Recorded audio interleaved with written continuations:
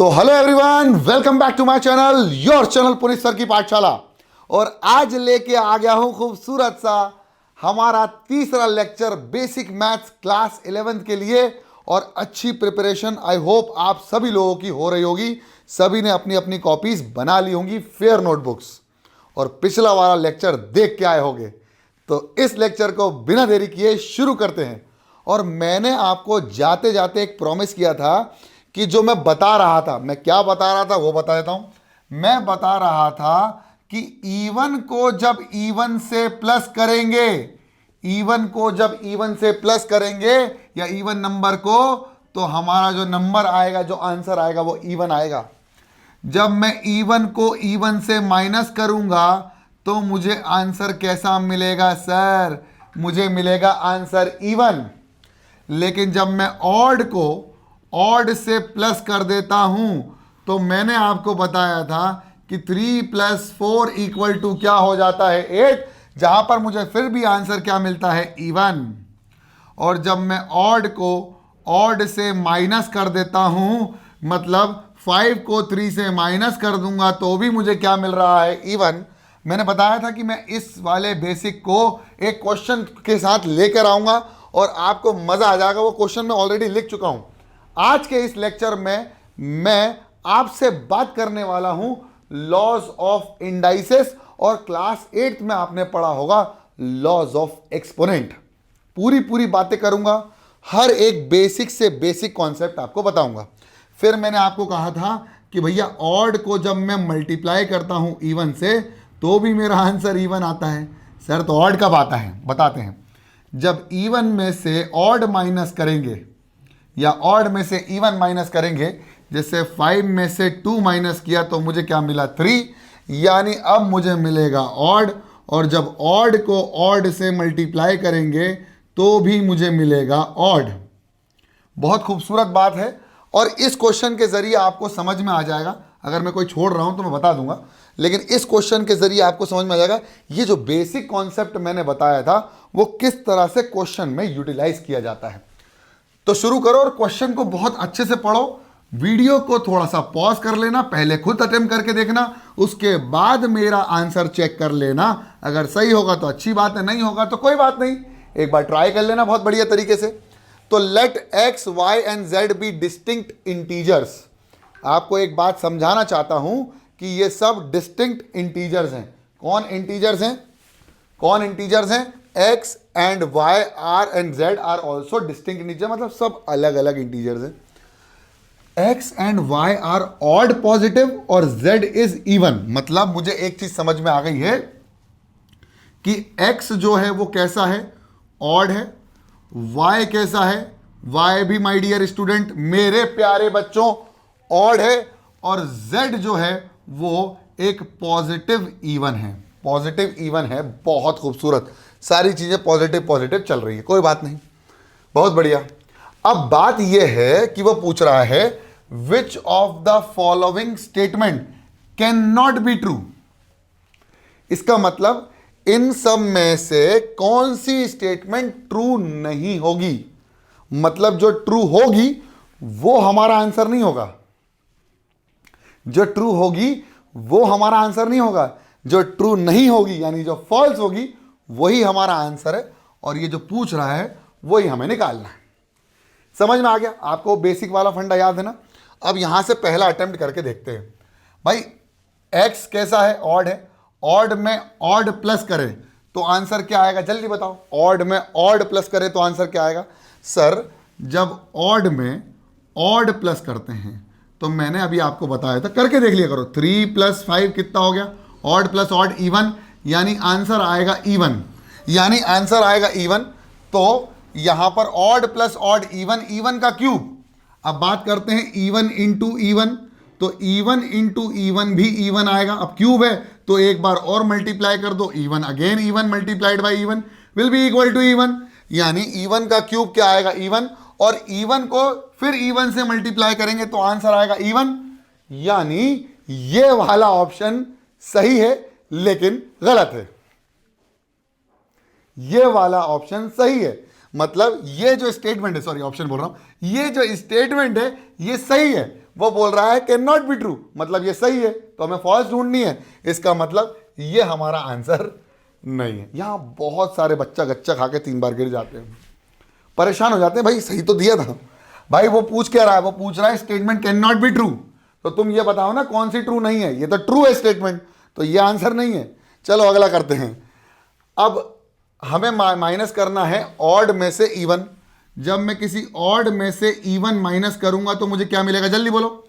मुझे ऑड में से जब मैं इवन करूंगा तो ऑड कौन सा है भैया, ऑड है 5। और जब मैं माइनस करता हूं किसी इवन नंबर को, तो मैं ऑड में से इवन माइनस करूंगा तो मुझे क्या मिल रहा है, ऑड मिल रहा है। जी सर मुझे ऑड मिल रहा है। और जब मैं ऑड को ऑड से फिर मल्टीप्लाई कर रहा हूं, यानी ऑड मल्टीप्लाइड बाई ऑड, मैंने क्या लिखा था, odd multiplied by odd will be always odd, तो मुझे आंसर भी कैसा मिलना चाहिए, ऑड मिलना चाहिए। वो भी यही कह रहा है कि भैया ऑड होगा, इसका मतलब ये स्टेटमेंट सही है, इसलिए ये आंसर भी गलत है माय डियर स्टूडेंट्स। अगला कर लेते हैं। जब मैं कहूं कि एक ऑड नंबर में से इवन माइनस कर दिया जाए, तो ऑड में से इवन माइनस, ऑड में से इवन माइनस, तो आंसर आ रहा है ऑड, बहुत शानदार। और जब उसी ऑड को ऑड से मल्टीप्लाई कर दें, अच्छा हाँ यहां ध्यान रखना कि यहां ऑड का स्क्वायर था, तो ऑड का स्क्वायर मतलब ऑड ही आएगा, और फिर वो भी आंसर ऑड ही रहेगा, और फिर ये वाला भी आंसर ऑड रहेगा। इसका मतलब ये स्टेटमेंट भी सही है, इसलिए आंसर गलत है। ठीक है, इसके बाद आखिरी है x माइनस जेड का होल स्क्वायर इंटू वाई। जो आएगा वो क्या आना चाहिए, इवन आना चाहिए। चेक कर लेते हैं। x माइनस जेड, तो odd minus Z, odd minus Z क्या आ रहा है, मतलब ऑड माइनस इवन क्या आएगा भाई साहब, ऑड माइनस इवन क्या आएगा, ऑड माइनस इवन आएगा ऑड। और ऑड का स्क्वायर क्या आएगा, ऑड। और जब मैं ऑड को फिर से ऑड से मल्टीप्लाई कर दूंगा तो मुझे क्या मिलना चाहिए था, ऑड, लेकिन वो क्या कह रहा है, इवन, यानी ये स्टेटमेंट गलत है, लेकिन यही आंसर सही है। आपको मेरी बात समझ में आ रही है कि ये स्टेटमेंट गलत है, इसलिए ये आंसर सही है, क्योंकि उसने पूछा था which of the following statement can not be true. तो हमारा यही वाला आंसर सही है। आई होप आप लोगों ने भी बहुत अच्छे से ये सवाल कर लिया होगा। बेसिक क्वेश्चन है, थोड़ा सा दिमाग को तेज करने के लिए। हालांकि ऐसे क्वेश्चन पता नहीं आते हैं कि नहीं आते, लेकिन मुझे लगा आना चाहिए, तो ये आना भी चाहिए आप लोगों को। अब बात करते हैं लॉज ऑफ इंडाइसेस की। लॉज ऑफ इंडाइसेस, जी हाँ आप सही समझ रहे हैं, मैं आपको क्लास 8 के ही लेवल तक लेके आऊंगा और फिर वहां से लेकर जाऊंगा हायर लेवल तक, जहां पर अच्छे अच्छे सवाल आज मैं करवाऊंगा भी। मतलब आज मैं अच्छे ट्राई करूंगा आप लोगों के साथ, क्वेश्चन को सॉल्व करना सिखाऊंगा, और आप लोग भी ट्राई करना, अपने लेवल पे बहुत अच्छे से हो जाएंगे। तो आज बात करते हैं लॉज ऑफ इंडाइसेस की, जो कि बहुत इंपॉर्टेंट है हमारे लिए। लोग सोचते हैं भैया 8 क्लास में पढ़ लिया था, आप क्यों पढ़ा रहे हैं। भाई कोशिश करेंगे हम आपको समझाने के लिए कि हम क्यों पढ़ा रहे हैं, आपको अपने आप समझ में आ भी जाएगा। आप सोचेंगे हम बेवकूफ़ नहीं हैं, आप सोचेंगे, लेकिन हम कोशिश करते हैं अपने लेवल पे। तो शुरू करते हैं लॉज ऑफ इंडाइसेस, और इसको हम लॉज ऑफ एक्सपोनेंट भी बोला जाते हैं, या इसको हम बोलते थे, हम क्लास 8 तक तो हम लॉज ऑफ एक्सपोनेंट, और 9th में भी हमने पढ़ा है लॉज ऑफ एक्सपोनेंट। कुर्सी की पेटी थाम लो, 2 बार अच्छी सांसें लो, कोशिश करो समझने की। 1-2 लॉ हैं जो कि दिमाग का दही कर देंगे और दिमाग के पत्ते खोल देंगे, इसलिए ध्यान से समझना। अब आपको सबको पता है कि ये जो x की पावर अगर मैं a लिख देता हूं या a की पावर m लिख देता हूं, फॉर एग्जाम्पल मैंने कहा a की पावर m लिखा हुआ है, जहां पर a होता है उस a को बोलता हूं मैं बेस, और m जो होता है उसको मैं बोलता हूं एक्सपोनेंट या इंडेक्स। क्या बोलता हूं, एक्सपोनेंट या इंडेक्स। इंडेक्स भी बोलते हैं इसको, क्या बोलते हैं, इंडेक्स। आप बोलोगे सर पावर भी बोलते हैं, चलो भैया आम भाषा में हम पावर भी बोलते हैं, लेकिन हम पावर का असली मतलब समझा देंगे आज आपको।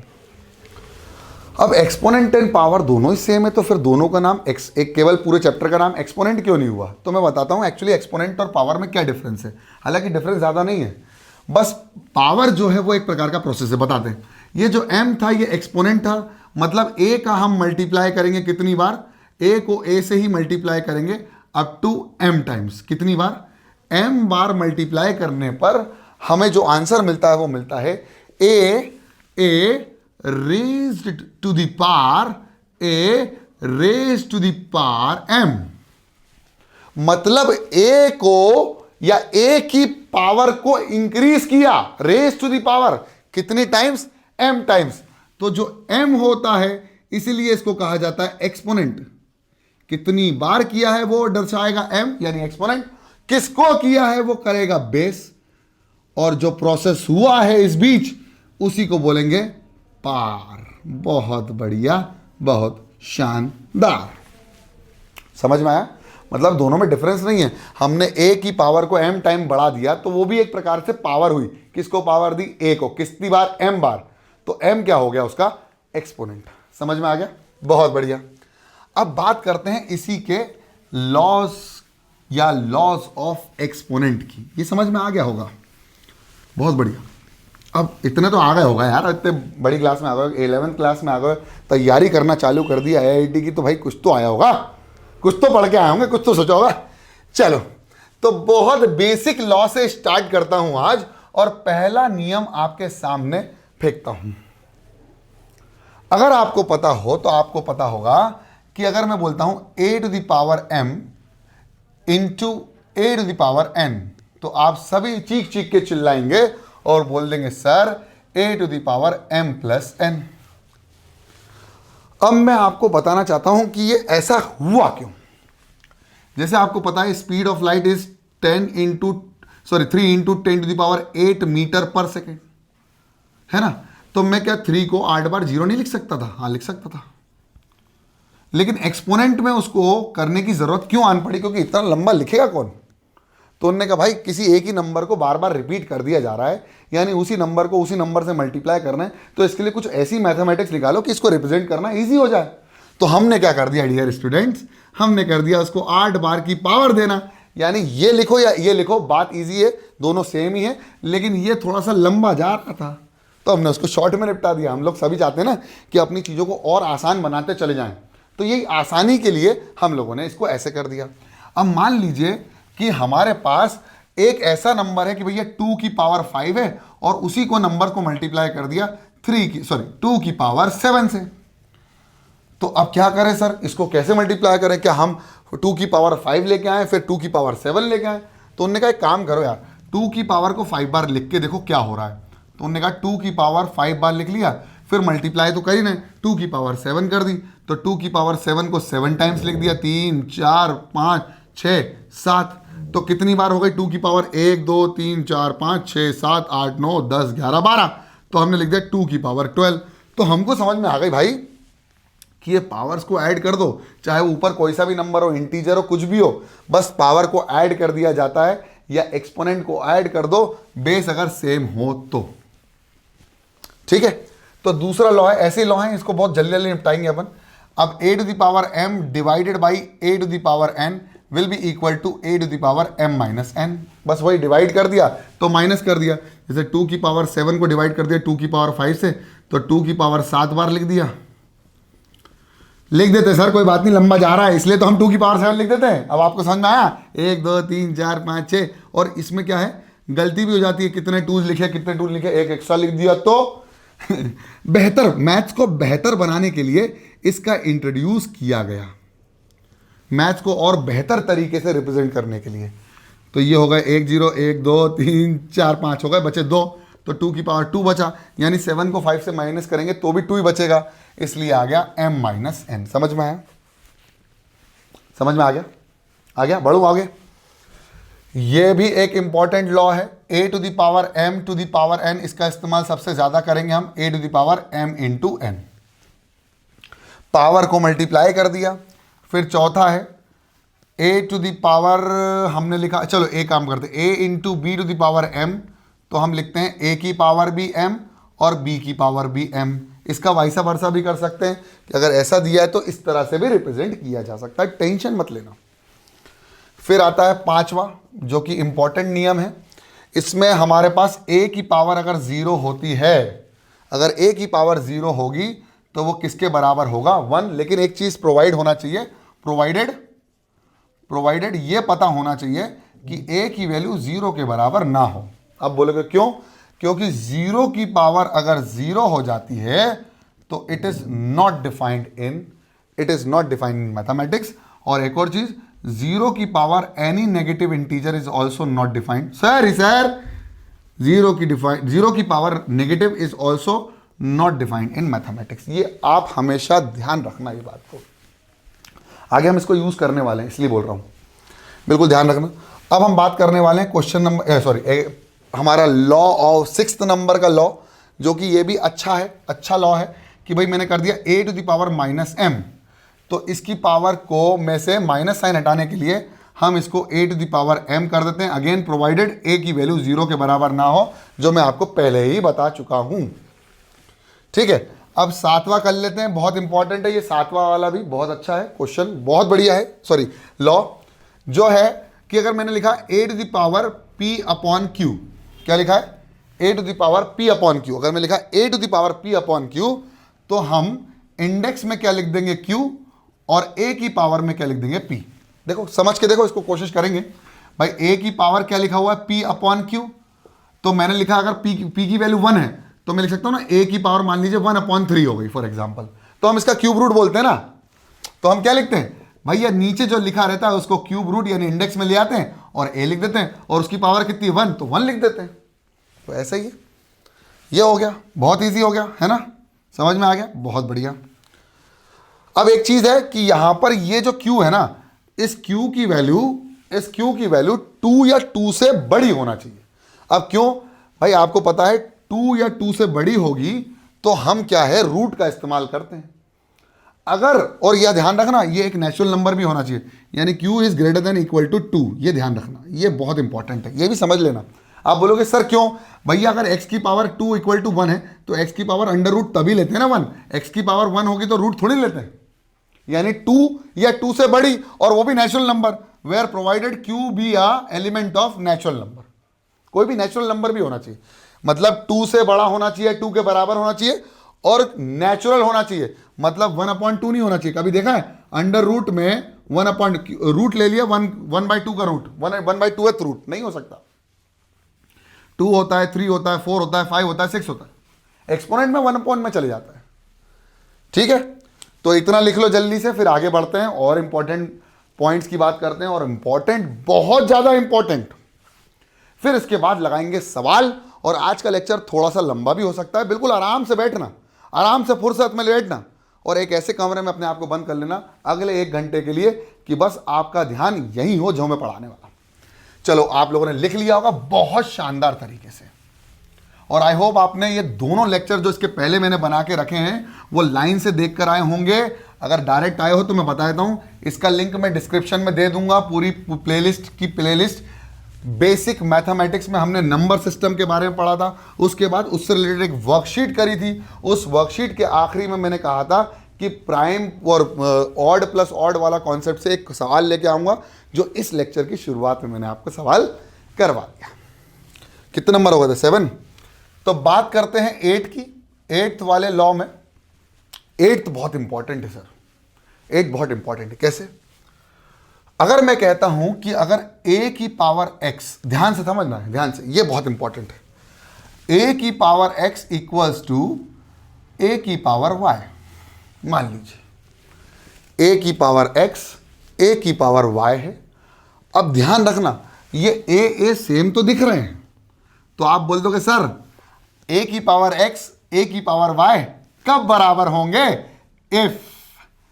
इफ होगा सर, सबसे पहली चीज ध्यान रखना, इफ सबसे पहला सर x की वैल्यू y के बराबर हो जाए, तो डायरेक्टली मैं कह सकता हूं कि a बराबर क्या हो जाएगा, ये वाला LHS इक्वल टू RHS हो जाएगा। Therefore LHS equal to RHS हो जाएगा जब x की वैल्यू y के बराबर हो जाए, अगर a भी बराबर है तो। बिल्कुल सही कह रहे हो आप, बिल्कुल सही। लेकिन कभी कभी क्वेश्चंस में ऐसा होता है कि ये जो नीचे वाला होता है वो भी वेरिएबल होता है और ऊपर वाला भी वेरिएबल होता है कि नहीं? तो अगर नीचे वेरिएबल है और ऊपर भी वेरिएबल है तो थोड़ा सा ध्यान रखना पड़ेगा। मैं समझा दूंगा, अभी क्वेश्चन के जरिए समझ आएंगे। लेकिन अगर बोला भैया सेम है तो कुछ मत करना, आंख बंद करके x इक्वल टू वाई कर लेना। लेकिन सबसे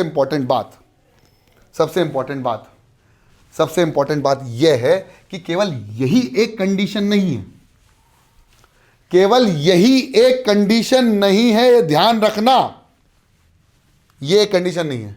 अब एक चीज ध्यान रखना, x इक्वल टू वाई हो और यहां पर LHS बराबर हो जाए, मैंने लिखा है LHS इक्वल्स टू RHS हो जाए तो ये पॉसिबल है। पहली कंडीशन तो ये पॉसिबल है।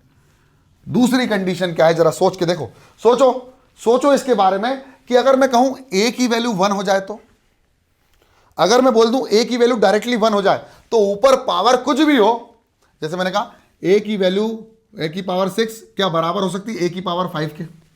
अरे 6 मत लो, -6 ले लो, -10 ले लो, चलो 5 ही ले लो और इसको ले लो 15। चलो तो 1 इंटू 1 इंटू 1 इंटू 1 कितनी बार भी करो आंसर 1 आने वाला है, और ये 15 टाइम्स भी कर लो तो भी आंसर कितना आने वाला है 1। इसका मतलब LHS इक्वल टू RHS। यानी दूसरी इंपॉर्टेंट कंडीशन तब जब a की वैल्यू जब a की वैल्यू कितनी हो जाए 1 तो LHS बराबर हो जाएगा RHS के।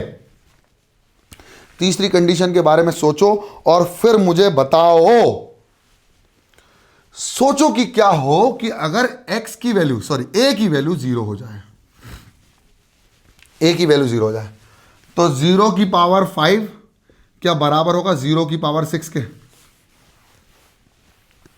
देखो, हाँ सर हो जाएगा।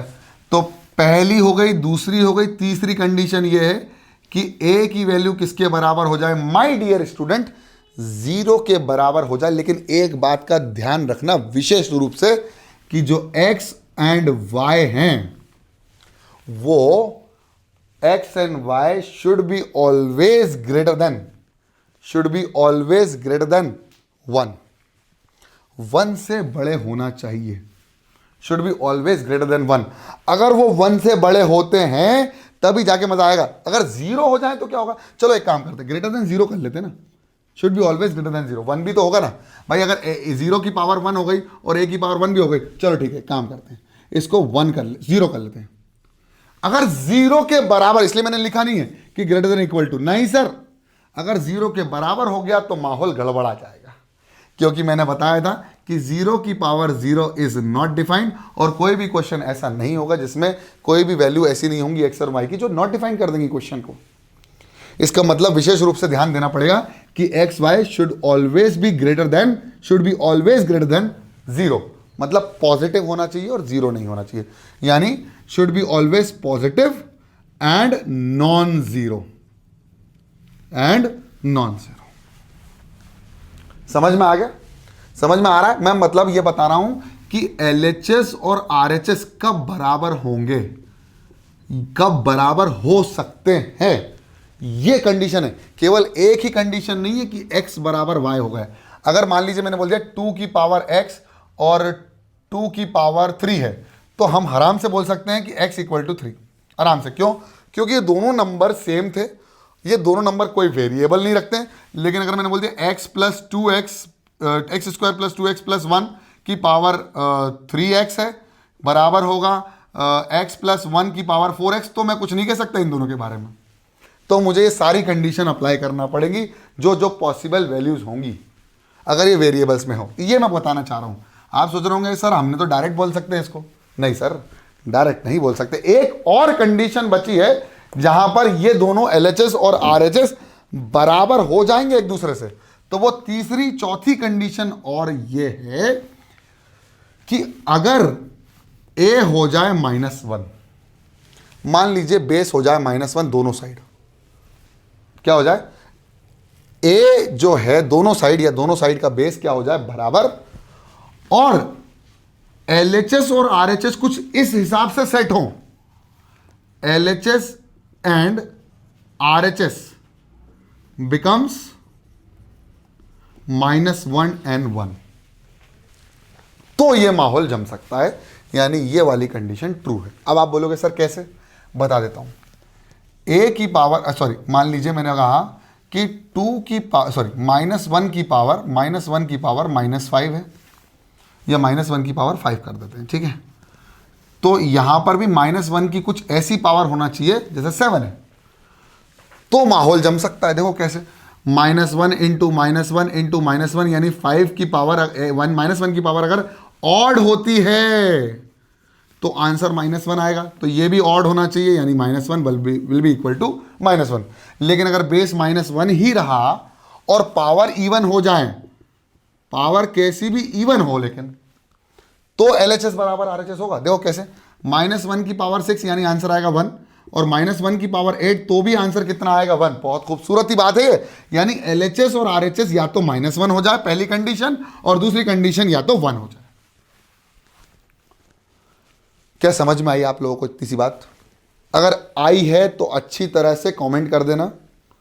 वैसे तो मैं आगे बढ़ूंगा क्योंकि एक वीडियो है, लाइव क्लास नहीं है, लेकिन I am trying my level best to explain you in a simple वे।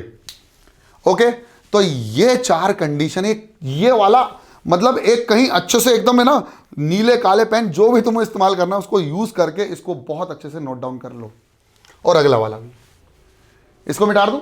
बहुत बढ़िया, खूबसूरती से आपने ये लिख लिया। अब जो अगला वाला है ना वो और मजेदार है, क्योंकि वो भी एक प्रकार की कंडीशन के ऊपर ही बेस्ड है। मतलब केवल एक ही कंडीशन नहीं, उसमें 2-3 कंडीशन होंगी, तब जाके माहौल बनेगा। कैसे बताता हूं। अब आपसे बोल दिया भैया आपके पास एक और एक्सपोनेंट है जो कि होगा a⁴x = 1। अब ये जो है ना ये भी इंपॉर्टेंट है कि मैंने कहा भाई a⁴x = 1। इससे रिलेटेड शायद 2 क्वेश्चन करेंगे अपन। ये वीडियो थोड़ा सा लंबा हो जाएगा, टेंशन मत लेना, ठीक है। तो a⁴x = 1 की बात करें तो ये कब पॉसिबल होगा, जरा सोच के बताओ।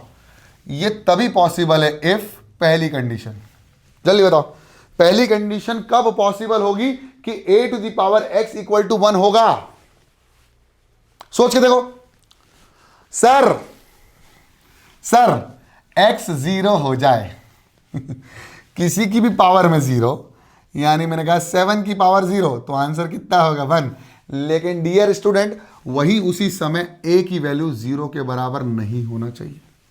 यह भी मैंने बताया था कि अगर x 0 है तो 100% a की वैल्यू 0 ना हो, क्योंकि 0 की पावर 0 इज नॉट डिफाइंड। ये बार बार इसलिए बोल रहा हूं क्योंकि बच्चे यहां गलती करते हैं, और IIT JEE नीट में ये बहुत ज़्यादा दिक्कत हुई है। सॉरी, नीट में नहीं हुई है, नीट तो फिजिक्स के लिए, फिजिक्स भी बताता हूँ एक्चुअली। बेसिक मैथ्स है ना, तो फिजिक्स में भी इस्तेमाल की जा सकती है ये, ठीक है। अब इसके बाद जो है माहौल, इसके बाद है सेकंड वाला लाइन। बताओ जरा बताओ कि अब और कौन सी कंडीशन होगी जिसमें ये वाली इक्वेशन 1 हो जाए। अगर a की वैल्यू कुछ ऐसी हो कि 1 हो जाए, तो मैं कहूँ अगर a ही 1 हो जाए तो पावर से क्या फ़र्क पड़ना है, पावर 0 हो 1 हो -2। आप बोलोगे सर -2 कैसे? भाई 1 की पावर अगर -2 है तो रेसिप्रोकल करो, 1/1 की पावर 2, और 1 की पावर 2 मतलब 1। चाहे माइनस हो, प्लस हो, 0 हो, कुछ भी हो, अगर a की वैल्यू 1 हो जाए तो 100% हम गंगा नहा लिए और ये इक्वेशन सेटिस्फाइड हो जाएगी। हाँ सर हो जाएगी। तीसरी कंडीशन बता दो, मैं मजा आ जाएगा मुझे। तीसरी कंडीशन ऐसी है डियर कि मान लीजिए a की वैल्यू कितनी हो, a की वैल्यू -1 हो। लेट a की वैल्यू -1, ठीक है सर। तो मैंने a की वैल्यू -1 मान ली, और पावर कुछ इस तरह से हो, जैसे मैंने बोला पावर हो 8, पावर इवन हो, या पावर कुछ इस तरह से सेट हो कि वो इवन आए, तो ये इवन पावर इस माइनस वाले को क्या कर सकती है, पॉजिटिव, यानी ओवरऑल आंसर क्या हो जाएगा 1। यानी x = 1 a = -1 प्रोवाइडेड जो LHS लेफ्ट हैंड साइड हो बिकम्स 1। ऐसी कोई कंडीशन बने कि LHS भी 1 के बराबर हो जाए, यानी x की कोई ऐसी वैल्यू बने जिससे LHS 1 के बराबर हो, तब जाके ये इक्वेशन सेटिस्फाइड होगी। बहुत अच्छी और बहुत छोटी छोटी मगर मोटी बातें हैं डियर, लेकिन खूबसूरत हैं। इसको 2 बार करके देखना खुद से, दोनों कंडीशंस को। एक तो हो गई a⁴x = a⁴y की, और एक है a⁴x = 1 की। दोनों कंडीशन, इसमें 4 कंडीशन ट्रू होंगी, इसमें 3 कंडीशन ट्रू होंगी, तब जाके मजा आएगा इस क्वेश्चन को करने में। इससे रिलेटेड क्वेश्चन और उसकी एप्लीकेशन पर समझ में आया? तो पहला सवाल ले लें डियर, बस इतनी है बस। आपको यही अगर आपको 8वीं और 9वीं वाली समझ में नहीं आएगी तो मैं एक बार और एक्सप्लेन कर देता हूं, कोई दिक्कत वाली बात नहीं है। 8वीं और 9वीं अगर एक बार और एक्सप्लेन करने में मुझे कोई आपत्ति नहीं है। मुझे लग रहा है कि थोड़ा सा टफ लगेगा आपको, लेकिन कोई दिक्कत नहीं है। 1-2 बार समझोगे तो बिल्कुल अपने आप से आ जाएगा समझ में।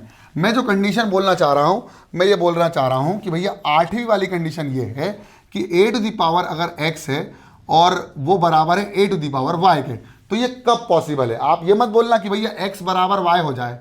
हाँ भाई, x बराबर y एक कंडीशन है, लेकिन x बराबर y की कंडीशन ये है कि अगर x बराबर y होता है तो प्रोवाइडेड LHS बराबर RHS होना चाहिए, क्योंकि a भी बराबर होंगे। अगर होंगे तो डायरेक्ट वैल्यू हो गई x इक्वल टू वाई, मतलब LHS इक्वल टू RHS। बस इतना समझ जाओ। अभी जब क्वेश्चन करेंगे ना तो इससे रिलेटेड बात हो जाएगी। पहली कंडीशन। दूसरी कंडीशन क्या हो सकती है, जल्दी बताओ। सोचो सोचो, दूसरी कंडीशन क्या हो सकती है? जब एक x की वैल्यू कितनी हो जाए, x की वैल्यू कितनी हो जाए, x की वैल्यू 0 हो जाए, x और y की वैल्यू 0। सर अगर x की वैल्यू 0 हो जाए, अरे यार a की वैल्यू 1 कर दो ना अरे a की वैल्यू 1 कर दो, a की वैल्यू 1 कर दो तो भैया कुछ भी कर लो। a की वैल्यू 1 में, a की वैल्यू 1 में कुछ भी कर लो, ये सारी की सारी कंडीशंस को क्या करेगी, सेटिस्फाई करेंगी। a की वैल्यू 1। तीसरी कंडीशन क्या बोलेगी, जल्दी बताओ। तीसरी कंडीशन क्या बोलेगी? अगर a 0 हो जाए, अगर a 0 हो जाए लेकिन x y ग्रेटर देन 0 होना चाहिए, क्योंकि 0 की पावर 0 या 0 की power negative is not defined. 0 की पावर 0 एंड 0 की power negative number is not defined in mathematics. चौथी कंडीशन क्या बोल रहा है? चौथी कंडीशन ये बोल रहा है कि अगर a की वैल्यू -1 हो, अगर a की वैल्यू -1, पहले तो 1 हो जाए तो कोई दिक्कत नहीं, लेकिन अगर -1 होती है तो ऐसी कुछ कंडीशन बनना चाहिए कि LHS and RHS becomes, LHS and RHS becomes 1 and -1 respectively। या तो दोनों LHS RHS हो जाए 1, या दोनों LHS और RHS हो जाए -1। समझ में आ गया? अब खुद से एक बार और कर लेना। ये सारी कंडीशंस हैं, ये सारी कंडीशंस पे ही वर्कआउट कर रहे हैं हम लोग। चलिए, इसके बाद नवा क्या बताया था मैंने, 9th यही लिखवा देता हूं। तो 9th मैंने बताया था कि अगर a to the power x equal to 1 की बात करें तो ये कब होगा? If it is possible when x equal to 0 हो, लेकिन a provided a is not equal to 0। दूसरा है a ही 1 हो जाए तो कुछ भी कर लो, और a की वैल्यू -1 हो, a की वैल्यू -1 हो एंड LHS बिकम्स 1। तो इन तीन कंडीशन से मैं कह सकता हूं कि ये वाली कंडीशन सेटिस्फाइड हो जाएगी। ठीक है, आप कर लें 16 सवाल कर लेते हैं।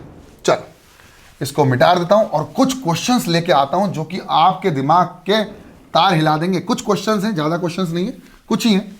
फिर इसके बाद हुआ तो एक वर्कशीट लेके आ जाएंगे, लेकिन उसमें इतना हो जाएगा। अगर आपको लोगों को लगेगा तो प्लीज़ मुझे कमेंट कर देना। I am trying my level best to increase your knowledge. चलो, तो मैं कुछ क्वेश्चंस ले लेता हूँ और मेरे पहले सवाल है, बिल्कुल दिमाग से करना है और आप लोगों को ट्राई करना उन्हीं लॉस को इस्तेमाल करके जो मैंने अभी पढ़ाए हैं। तो पहला सवाल है हमारे पास कि अगर 5 × 8 की पावर -3, ये मेरे ख्याल से मैंने 7th या 8th में देखा था, एंड 27 की पावर भी 1/3 है, और उसकी पावर 3 और उसकी पावर भी 3 है, मेरे ख्याल से 4 है कि नहीं, उसकी पावर 1/4 है। अगर इसकी पावर 1/4 है तो इसका सॉल्व करने पर आंसर क्या आएगा? तो ए ऑप्शन है 4, बी ऑप्शन है 2, सी ऑप्शन है 3 और डी ऑप्शन है 5। जल्दी से ट्राई कर लो इसको, यही सवाल है। 5 × 8 टू द पावर -1/3 प्लस 427 1/3 और उसकी पावर 3 की पावर 1/4। जल्दी से ट्राई कर लो, जल्दी से, फटाफट। अच्छा सवाल है चलो मैं करता हूं। कर लिया? बहुत बढ़िया। अब आपको क्या करना है वो सुनो, बिल्कुल ध्यान रखना। मैंने बताया था a to the power m है और b to the power m है, और मान लीजिए उसकी पावर n है, या मैं कहूं a की पावर 1 और b की पावर 1 और उसकी पावर m, तो a की पावर भी m होगी और b की पावर भी m होगी। सेम एज इसकी पावर a की पावर mn हो जाएगी और b की पावर भी mn हो जाएगी, यानी ab की पावर भी mn हो जाएगी, है कि नहीं? हो जाएगी कि नहीं हो जाएगी? अब अगर यहां पर प्लस आता है बीच में, a to the power m plus b to the power m to the power n, तो बेटा ऐसा कता भी नहीं होगा, ऐसा कता भी नहीं होगा, यह गलत है। वो तो होल स्क्वायर का फॉर्मूला खुल जाएगा अगर यहाँ 2 है तो ये सिर्फ 2 वैल्यूज थोड़ी होंगी, तो ये नहीं होगा, केवल ये वाली चीज़ें पॉसिबल हैं। तो आप यहाँ सोच रहे होंगे कि 3 का मल्टीप्लाई कर ले, नहीं, भाई इसको सॉल्व करना पड़ेगा, फिर इसको सॉल्व करना पड़ेगा, फिर खेलेंगे। चलो जल्दी फटाफट। 5 इंटू 8 की पावर 1/3 यानी cube root of 8 plus cube root of 27, ये सबको पता है बहुत खूबसूरती से, 3 और उसकी पावर 1/4। तो देखा जाए तो क्यूब रूट ऑफ 8 कितना होगा, क्यूब रूट ऑफ 8 जो होगा वो होगा 2 और क्यूब रूट ऑफ 27 हो जाएगा 3, उसकी पावर 3 और उसकी भी पावर 1/4। फिर आएगा 5 इंटू ये हो जाएगा 3 + 2 5 और उसकी पावर 3 की होल पावर 4 हो जाएगा। अब बात करें 5 इंटू 5 की पावर 3 तो हो जाएगा 5 की पावर 4 की पावर 1/4। सॉरी सर 1/4 है, 1/4 और 1/4 से 1/4 कैंसिल, सॉरी 4 से 4 कैंसिल, बचेगा 5 की पावर 1 यानी आंसर होगा 5 यानी option number D. Option number D, D option समझ में आ गया? आ गया सर? चलिए बहुत बहुत बढ़िया है। सर भी रात में परेशान हो रहे हैं हमारे साथ, कोई बात नहीं, हम सब लगे हुए हैं आप लोगों की आईआईटी क्लियर करवाने के लिए। चलिए अगला सवाल ले लेते हैं मेरे डायरी के पिटारे से, जो कि है खूबसूरत सा सवाल, कोशिश करता हूं आप लोगों के सामने पेश करने के लिए। तो पहला हो गया सेकंड नंबर का सवाल, और ये भैया कॉपी के अंदर बिल्कुल हाथ से लिखा होना चाहिए, मुझे फोटो भेज देना कहाँ भेजोगे पता नहीं। 625 की पावर -1/2 और उसकी भी पावर -1/4 एंड पावर 2, तो आंसर होगा A option 4, B option 15, C option 3 और डी ऑप्शन अगेन 5। कोशिश करते हैं, ट्राई करते हैं सवाल को सॉल्व करने की, सवाल को सॉल्व करने की। सही है ना?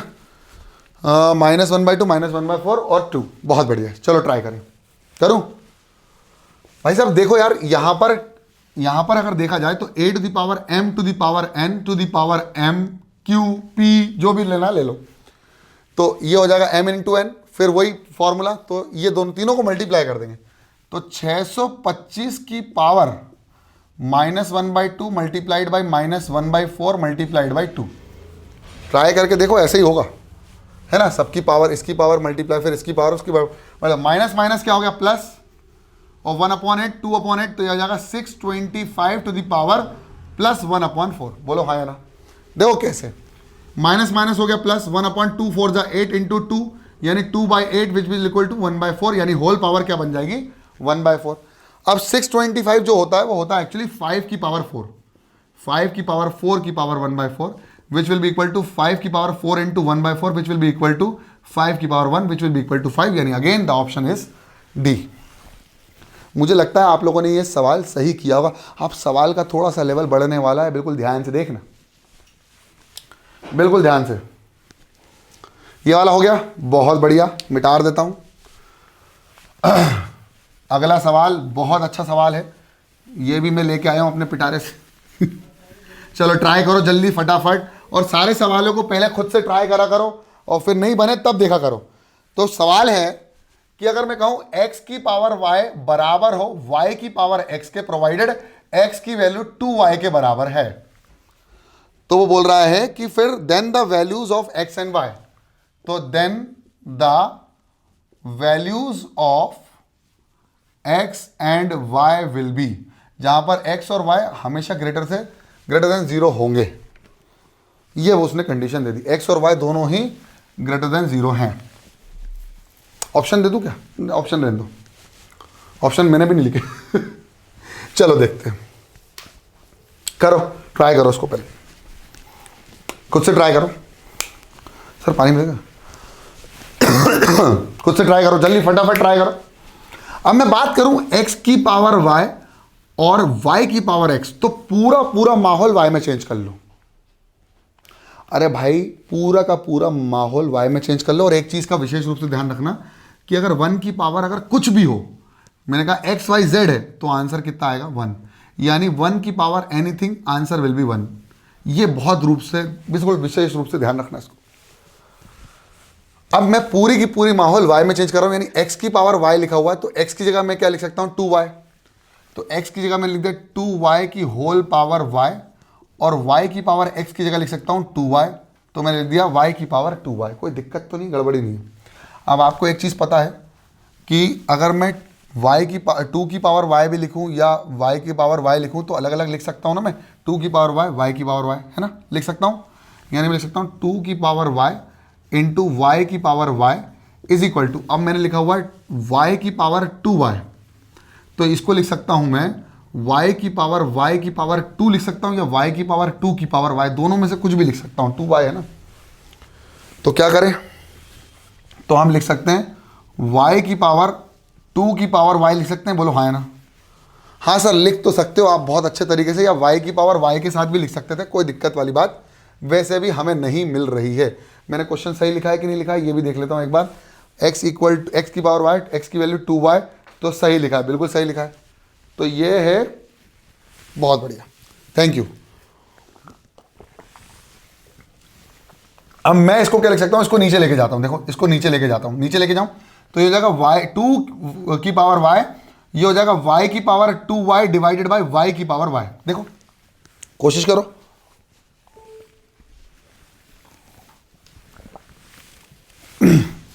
y की power 2y divided by y की पावर y, तो y की power y is equal to, अब ये डिवाइड में है तो माइनस कर सकते हैं, y की power 2y minus y, y की पावर सॉरी 2 की power y is equal to y की पावर 2y माइनस y।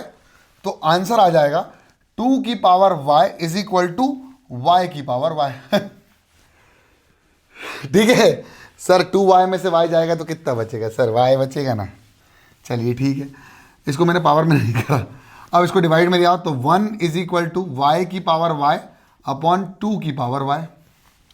तो मैं लिख सकता हूं y अपॉन 2 की whole power y will be equal to 1, है ना। अब मैं y की बात करूं तो ये y अगर चेंज होगा तो अंडर रूट में ये हो जाएगा, इंडेक्स में y चले जाएगा ना। तो बस मैं लिखूंगा y upon 2 is equal to index में, मैंने कहा ना भाई आपको लॉस ऑफ इंडेक्सेस बहुत अच्छे से याद होना चाहिए, तभी जाके मजा आएगा इन सवालों में।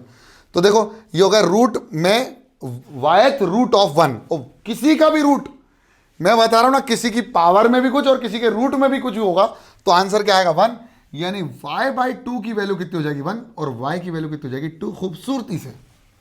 अब जब y की वैल्यू 2 हो गई तो x की वैल्यू कितनी हो जाएगी सर, x की वैल्यू हो जाएगी 2y, x equal to 2 to the 4, answer will be this. Clear, yes और नो, जल्दी से बता दिए फटाफट, और आपको आई होप समझ में आ गया होगा।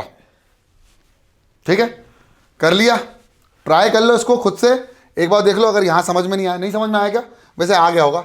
चलिए बहुत बढ़िया। ठंड बहुत चल रही है एकदम, ओके। अगला क्वेश्चन ले लेते हैं, और अगला क्वेश्चन भी बहुत अच्छा क्वेश्चन है, करना है क्वेश्चन आपको सॉल्व। तो सॉल्व है 2 to the power 2x plus 1 minus 33 into 2 to the power x minus 1 plus 4 is equals to 0। इस सवाल को लेके आ जाओ, मैं बता रहा हूं आप लोगों को मजा आ जाएगा। क्वेश्चन ही लिखा बस, ऑप्शन मैंने भी नहीं लिखे, मुझे भी नहीं पता एक्चुअली, बस मैंने क्वेश्चन लिख लिया। मैंने कहा भाई ट्राई करेंगे, क्या दिक्कत है, ट्राई करो, सोचो इसके बारे में क्या कर सकते हैं हम, कुछ कर सकते हैं क्या इसके बारे में, कर रहे हो ट्राई? चलो मैं करता हूं। अगर मैं कहूं a की पावर अगर m प्लस n है तो मैं लिख सकता हूं ना a की पावर m इंटू a की पावर n, बोलो हाँ या ना। हाँ सर, तो 2 की पावर 2x इंटू 2 की पावर 1, यानी 2 की पावर 2x इंटू 2 की पावर 1 माइनस 33 इंटू, अगर माइनस है तो 2 की पावर x अपॉन 2 की पावर 1 प्लस है 4 इज इक्वल टू है 0। अब मैं लिख सकता हूं 2 की पावर x की पावर 2, देखो अगर लिखा हुआ 2 की पावर 2x तो लिख सकता हूं ना 2 की पावर x की पावर 2 भी लिख सकता हूं, और या भी लिख सकता हूं 2 की पावर x यानी 4 की पावर x। लेकिन मेरे को ये लिखना है, ये वाला क्यों लिखना है सर, क्योंकि मुझे यहां भी वही चीज दिख रही है, तभी तो मैं रिलेशन निकाल पाऊंगा पावर वाला। तो मैंने लिख दिया इसको 2 की पावर x की पावर 2 इंटू 2 की पावर 1 यानी 2 माइनस 33 डिवाइडेड बाई 2 इंटू 2 की power x plus 4 is equals to 0। अब अगर देखा जाए तो एक क्वाड्रेटिक इक्वेशन बन रही है, देखो एक ये और ये, तो मैं लिख दूं 2 की पावर x इक्वल टू, मान लीजिए q है, लेट 2 की power x is equals to q। 2 की पावर x क्या लिखा हुआ है, q के बराबर है, बिल्कुल ध्यान से समझना। 2 की पावर x इक्वल टू अगर q लिखा हुआ है तो ये हो जाएगा 2q square minus 33 divided by 2 into q plus of 4 is equals to 0। Sir quadratic बनाने के लिए 2 से मल्टीप्लाई कर दें, इजी हो जाएगा। चलो कर दो सर, 2 से मल्टीप्लाई कर दो, ये होगा ना सर 2, ये है ना 2, ये भी 2 है, होगा 2 इंटू क्यू की square minus 33 by 2 into Q plus 2, 4। बहुत शानदार। अरे मेरे लाइव स्टूडेंट भी बैठे हुए हैं रात को 12 साढ़े 12 बजे चलिए 2 से मल्टीप्लाई करो तो 2 2 जा हो जाएगा 4q स्क्वायर। मैंने यहां पर ये जो लेट किया ना, यहीं से मजा आएगा, और 2 से मल्टीप्लाई हुआ ये वाला भी, तो 2 से 2 कैंसिल, तो ये हो जाएगा माइनस ऑफ 33q प्लस 2 4 जा 8 इज इक्वल्स टू 0। बहुत शानदार।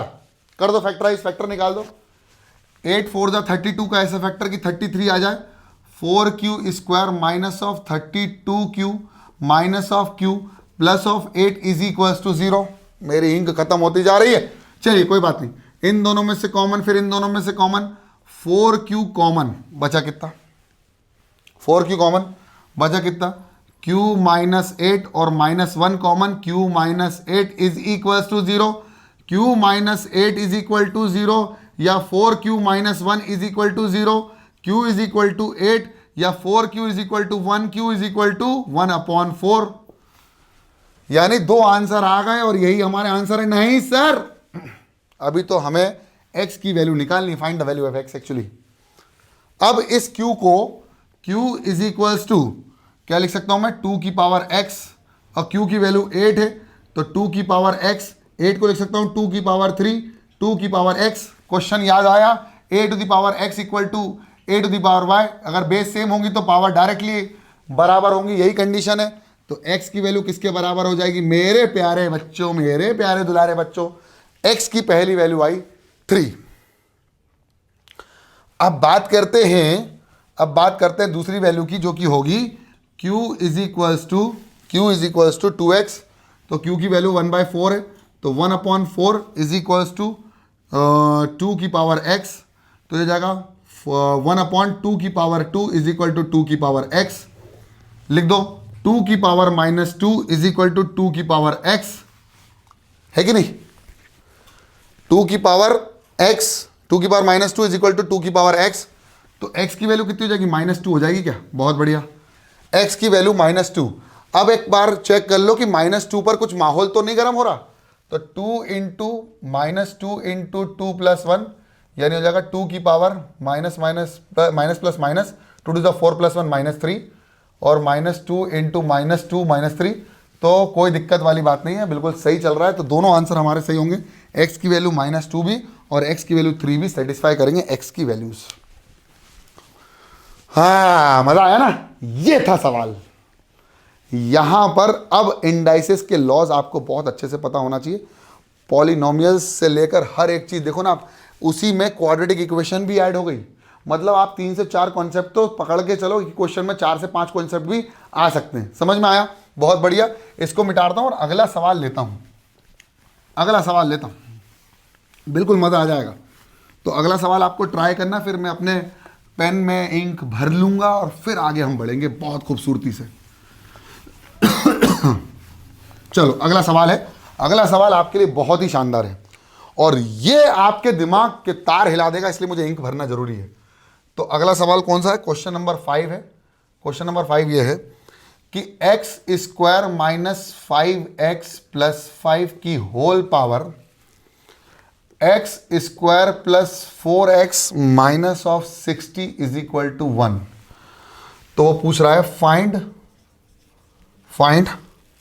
द सम ऑफ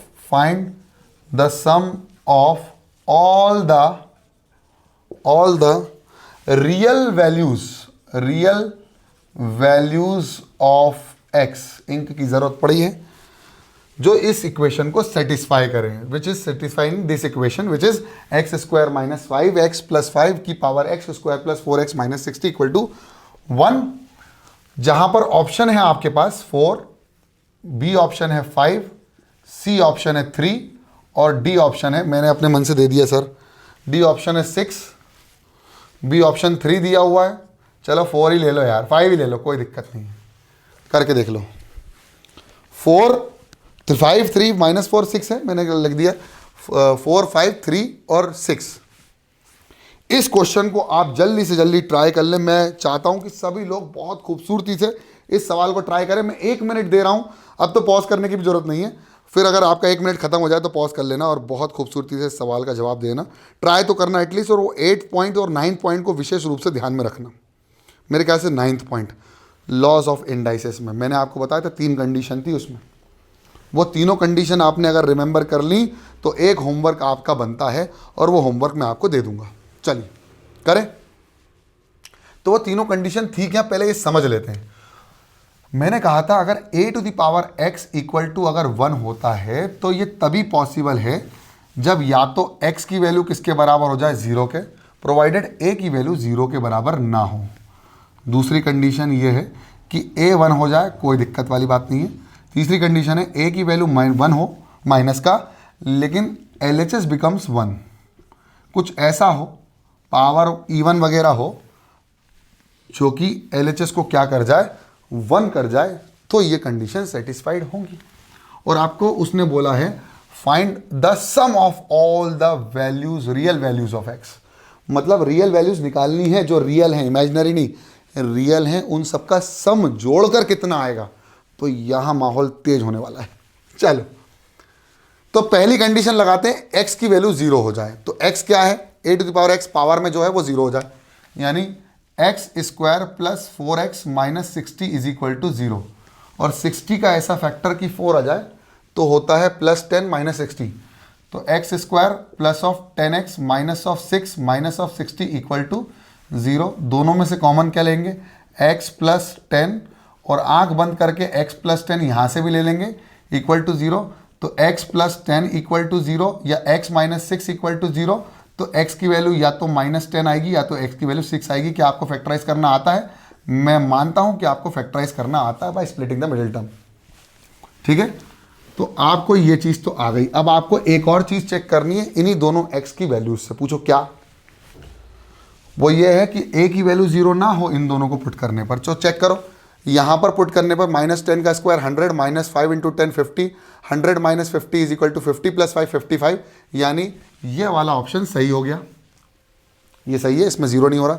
6 को भी देख लो, 6 का स्क्वायर 36 माइनस 5 6 30, 36 माइनस 30 6, और 6 प्लस 5 कितना हो गया 11, जो कि ये भी सही है। तो इसमें भी आपका 0 नहीं हो रहा है, यानी ये कंडीशन मैंने लगा दी।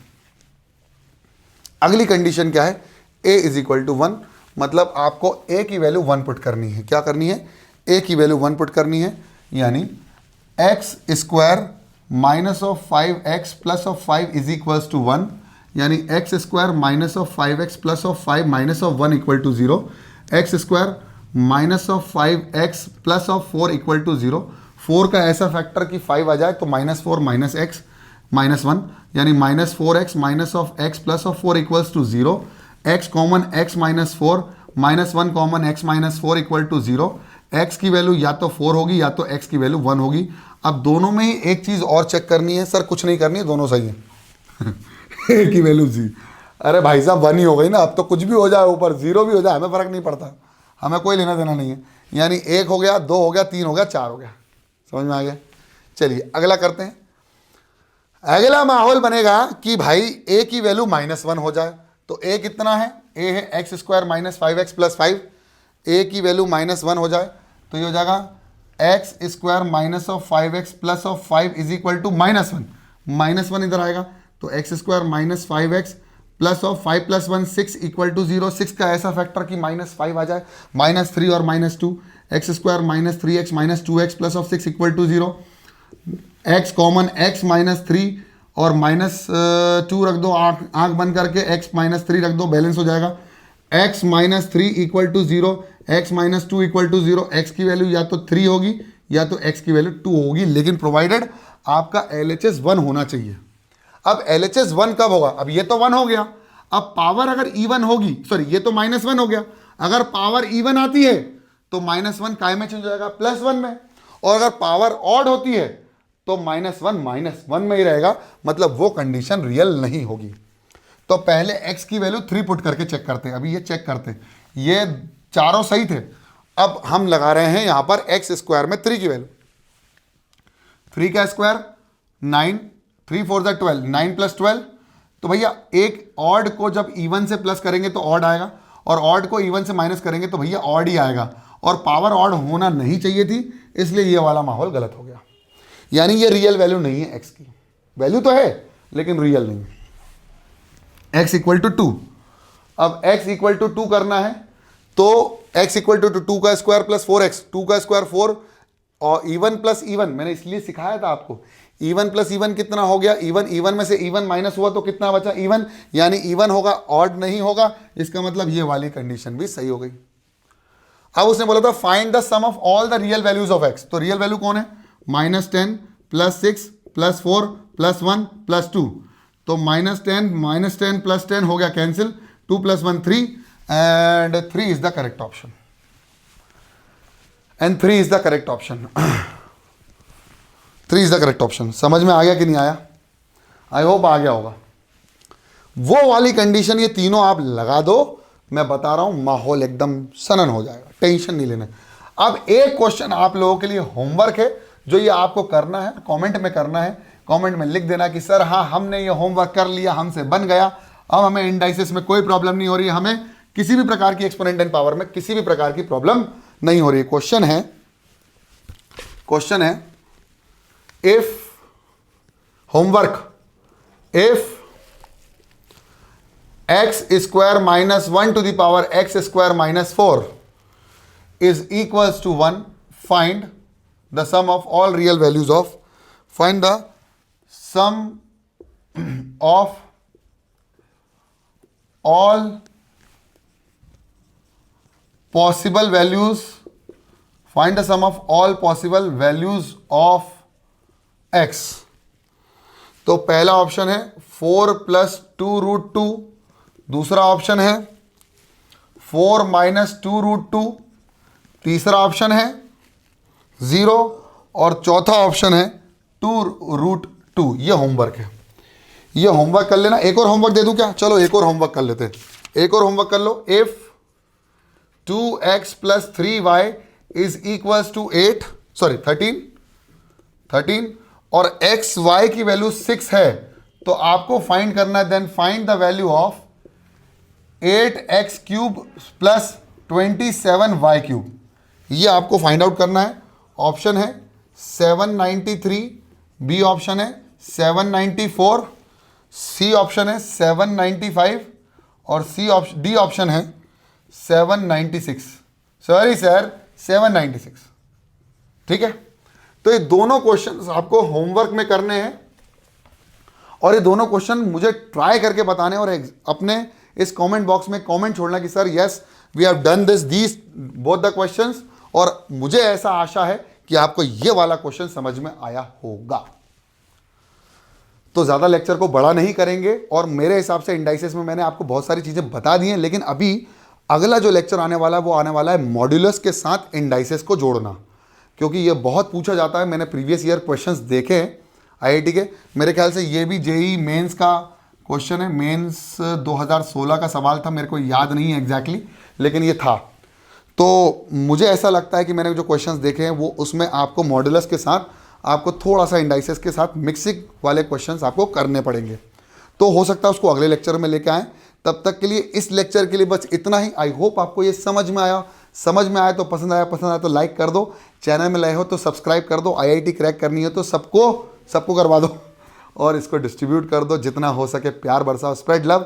लव यू ऑल, जय हिंद।